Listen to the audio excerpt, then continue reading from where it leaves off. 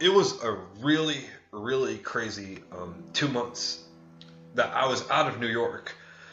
And I'm at a point where I was either had to live in Charlottesville, Virginia, or I had to go back to New York. I was completely out of money. Trying to find work was like trying to find a needle in a haystack.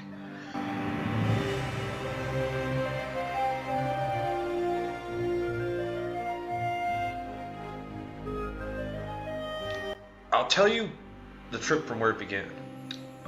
My mom walked in the last week I was in New York, and she smelled alcohol and got into a big argument about it. We both did, kind of.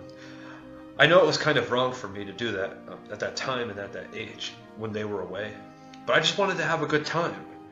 And I really thought I'd be able to get the smell out of it with all the bottles and such by the time she came back. And that was kind of a dumbass move on my part. At the height of the argument, I said, "Fuck this, I'm leaving." I went to my friend Mark's house the next morning. Unfortunately, it was his parents' house, and they told me I couldn't stay there because it wasn't their house. So I had no idea where I was going to go. So Mark and I decided to take the bus to New York City that night. From there, we went to Newark, New Jersey, where I hoped I would find work at a motel so that we could sleep there for free.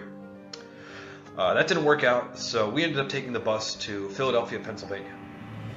Things were great in Philly at first. We found the perfect shit motel, complete bloodstains and bullet holes, and we partied there for quite a few days. And during the day, I tried to find a lot of work. I really wanted to work at a porno shop, but they said that they weren't hiring. We ran out of money, and we had to move to the south part of town, which is straight up ghetto as can be. So we spent about 2 weeks in a homeless shelter, and the homeless shelter wasn't that bad, and the people were pretty nice to us, even though we were white. Then we sort of got back to the town and such, and Mark's stepdad somehow tracked us down there and came to the shelter. We told Mark's dad that we weren't coming back, and he just kind of took off. I don't remember why we left Philadelphia. I guess it was just because we wanted to travel and see how far we could get. We took the bus from Philly to Baltimore, Maryland. We lasted about an hour there until we realized it sucked donkey dick, so we got back on the bus and went to Richmond, Virginia. We heard good things about Richmond. We heard good things about Richmond and Baltimore, but it turned out to suck hard. There were nothing but stuck-up preppy people for as far as the eye could see. We kept walking until we reached this dingy little motel in the hard part of town, and we tried from all the stress to avoid it. But we decided to go to the 7-Eleven, and we got some Mad Dogs and a couple of 40s and such. So that's on this trip, really. We usually were out of alcohol. We were not really able to get it because of restrictions by the security guards and such. I mean, I looked older for my age at the time. I always told them I was 29, and most of the time it did work. However, Richmond, like I said, they had this like really strict policy where the security guards had to unlock the alcohol for you. I wasn't going to deal with that bullshit, so I asked this one African-American man outside the store to get me the alcohol, and in return he could keep the change.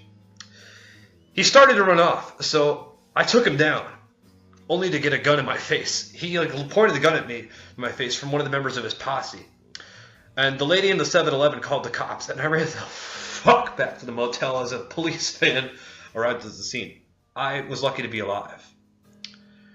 We then kind of said, fuck Richmond, Virginia, and realized we only had money left for one trip. So we randomly decided to go back to Charlottesville, which is about an hour and a half north of Richmond. I discovered that Bella Morte was from here, which, including the singer of Crux Shadows. The band Parachute, Dave Matthews Band, Thomas Jefferson, Edgar Allan Poe, they also used to live there. It was pretty nice of a town, but we had been living on the street. We had at least one party where we got in here. It was a cheap motel. Then we had to sleep underneath bridges and cemeteries. The homeless shelters were completely full, and they were harder to get in than my ex's pussy.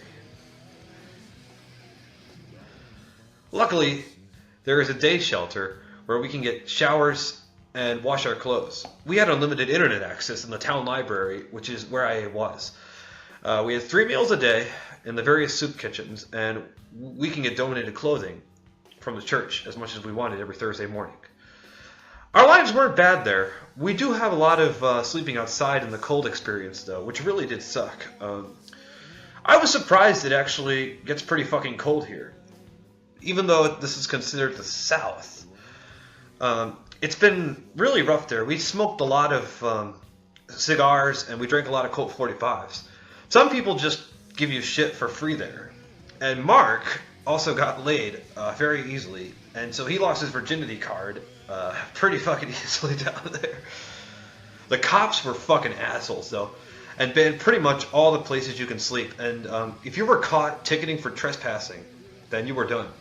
That pissed me and Mark off, and he was upset about losing his girlfriend, so we got back on the bus with the help of Mark's grandma. She sent us some money to Winston-Salem, North Carolina, where we make cigars like Camels and Winstons, even though that's more like a cigarette brand. It was a really nice place, but the police state was out of control. So we immediately left Charlotte, North Carolina, and we went down even further. I don't really remember some of these parts here. Before we left for Winston-Salem, we could only afford to go to Lynchburg, Virginia. And our plan was to stay on the bus till it took us to Charlotte. But in Roanoke, this crazy asshole got on and kicked us off in the middle of nowhere, a.k.a. Whitville. I really don't know how to pronounce it or spell it. I read the sign. Where we seriously thought we were going to die. We were a few gas stations, a few absolutely nowhere gas stations, with no civilization and miles of nowhere to go. We got kicked off the bus because we basically we were going back north towards Detroit for some reason, and the asshole driver never told us we had a choice but to get off. I seriously thought about jumping off a bridge in that town because I thought we were seriously done. We had no money. Luckily, Mark's grandma once again came to the rescue and funded our trip to Winston-Salem and got us a hotel room, so we didn't have to sleep on the ground with giant spiders and mountain lions. I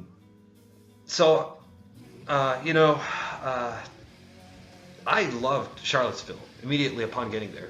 It kind of reminded me of Los Angeles, and when we got to the streets, we were completely empty. It looked like the city was built for me. Surprisingly, it got really fucking cold there at night, too, even though we were practically on the border of South Carolina. We didn't do much in Charlottesville because all we really had to do was eat sausage, egg, and cheese biscuits and drink Colt 45s, which was my favorite drink at the time. And you know what? It was pretty much a good, honest life. We met a soldier who had gone through AWOL, and we partied with him for a while, actually, that one soldier. And we had our own fort in the public park where no one could see us, and we lit shit on fire, and we just did whatever the fuck we wanted. We soon realized, though, that the soldier was fucking mental. He chased us around a drunken hobo for a full day. And he wanted us to follow the drunken hobo. When we finally had the chance to kick the fucker's ass, he pussied out and blamed it on me and Mark. I told the guy to fuck off, and he disappeared that night. We got bored of Charlotte, and then we wanted to go to New Orleans. We put some money together using what was left of my old bank account and a donation from Mark's friend in England. We met this crazy black guy who claimed to be an angel, and he was actually pretty cool. He actually performed some miracles, which has made me question my atheism at the time. He told us we'd get $10, and the next day, and some random French guy actually gave us each $10 bills at the gas station.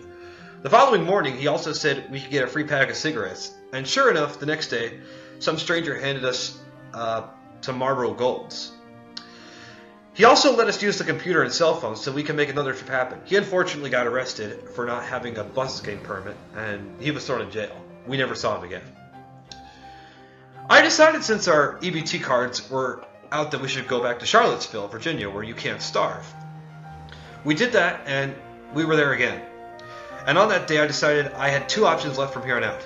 Either I stay for there at least a year and try to save up for an apartment, or another bus ticket to try to work out something, or where we can go back to New York and try to find jobs and go to college and somewhat of a future ahead of us.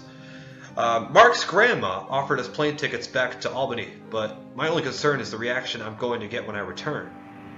I left on really bad terms. I basically said, fuck everyone, and I burned all my bridges. I haven't talked to any of my family since leaving. My grandparents drove down here about a month ago to take me back to New York, and I told the police I didn't want them, so they ended up going back. I had a feeling my family hated my guts, and they were done with me. I also know I couldn't go back to my job because I left without quitting. It would also be such an awkward situation because my asshole boss actually found out where I was living and actually told my grandparents after my caseworker called her. So I'm on horrible terms with everyone in the world right now. Mark and I have had our struggles, and it's getting to the point where I was just going to pretty much days without talking to anyone. The only jobs I could get were security, fast food, dishwashing, and cleaning. And I can't get a job because I need a government phone, which I can't get because I need a permanent address. It seems my future entails me fucking around on YouTube and sleeping all day. That doesn't sound bad at all, but I can't do that shit forever. Being homeless gets really old fast. Never in my life I craved Five Guys hamburgers so badly. I quit smoking. I couldn't afford to anymore. The only time I can drink or blaze is when someone randomly offers it to me, which is becoming more and more rare. Our goal all along was to go back to what our original plan was, which to get to Los Angeles and start a gothic rock band. The furthest we went was North Carolina, actually. So we didn't even come close to Los Angeles. If I could go back to that time where I smoked in the basement and I decided to drink in the basement, I would have done it over. I don't think I would have. It was bad enough I drank all of my mom's liquor and acted like a frat boy on spring break.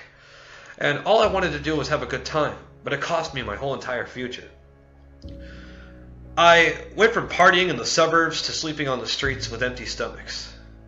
And eventually what we did was we got back on the bus and we decided, we had the theory, we're going to stick around in New York State for a few days. We got back to New York City and Mark and I were back in New York in the public eye. We stayed in the attic of a friend of ours in New York City on the way back up. If it weren't for him, I probably would have been down there. I'd still probably be down south if it weren't for Mark.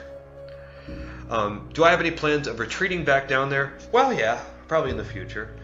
As crazy as the adventure was, I learned a lot of lessons and I learned a lot of people. And I think the South is still calling for me a lot of the time. That's the story as far as I know, and what I remembered. What a different man I was then, and what a different man I am today.